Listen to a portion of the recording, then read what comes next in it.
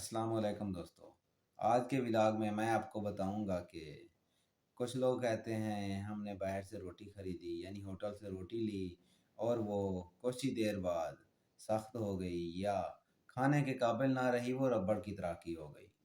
ये ऐसा क्यों होता है और ये इसको खाने के बाद हमारे ऊपर क्या इसके असरात पड़ते हैं, क्या होता है? ये सारा कुछ जानने से पहले हमें ये जानना ज़रूरी है कि गंदम के आटे में क्या क्या अज्जा पाए जाते हैं। गंदम के आटे में क्या क्या अज्जा पाए जाते हैं, इससे पहले हमें गंदम के दाने के मुतालिक जानना बहुत ज़रूरी है। गंदम का जो दाना होता है उसके तीन मेजर पार्ट हैं। सबसे पहला उसका फाइबर यानी कि उसका छिलका, और उसके बाद उसके अंदर जो सफ़ेद कलर का गूदा होता है जिसे हम एंडोस्पर्म कहते हैं, और उसके बाद जो बहुत ही कलील मिकदार में इसके अंदर पाया जाता है वो होता है जर्म, GERM, जर्म। सबसे पहले मैं इसके जो फाइबर होता है यानी छिलका होता है उसको डिस्कस करूँगा। फाइबर में फाइबर जो होता है हमारे लिए ये इतना बेहतर है कि अगर हम इसकी मिकदार ना खाएं तो हमें कब्ज़ हो सकती है। यानी कि जो फाइबर होता है या कह लें कि जो गंदम का छिलका होता है, ये हमारे निज़ाम नज़ाम को भी बेहतर बनाता है और हमारे फुज़ले को ख़ारिज होने में भी मदद देता है। और इसके बाद हमारा जो फाइबर का बहुत बड़ा फ़ायदा है वो ये है कि जो हार्ट अटैक होते हैं उनको भी रेशो को ये कम कर देता है। और इसका तीसरा जो फ़ायदा है वो हम इसके खाने के बाद हमारा पेट में ये जाकर फूल जाता है और हमारी कैलोरीज़ को ये कम कर देता है, जिसकी वजह से हमें मोटापा नहीं होता। और इसके बाद आता है जर्म।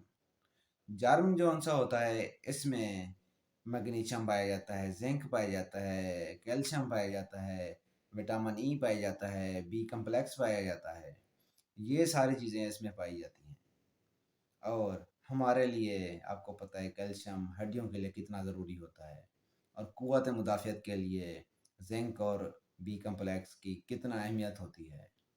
इसके बाद ये सारा कुछ इसमें पाया जाता है जर्म में। इसके बाद एंडोस्पर्म की बात करें। एंडोस्पर्म जो होता है, जो लोगों को मतलब लोगों की जो शिकायत होती हैं कि हमने होटल से रोटी ख़रीदी और हमारी वो कुछ ही देर बाद रोटी सख्त हो गई, वो इसी एंडोस्पर्म की वजह से होती है।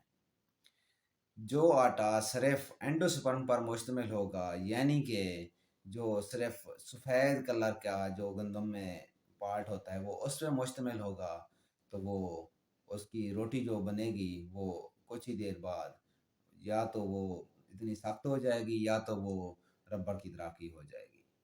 अब हमारे लिए इसमें कौन सा अहम है वो आप इससे बखूबी अंदाज़ा लगा सकते हैं कि इंडोस्पर्म वाला जो होता है उसमें कैलोरीज और जर्म्स वगैरह ना होने के बराबर होते हैं, जो कि हमारे लिए फ़ायदेमंद नहीं है।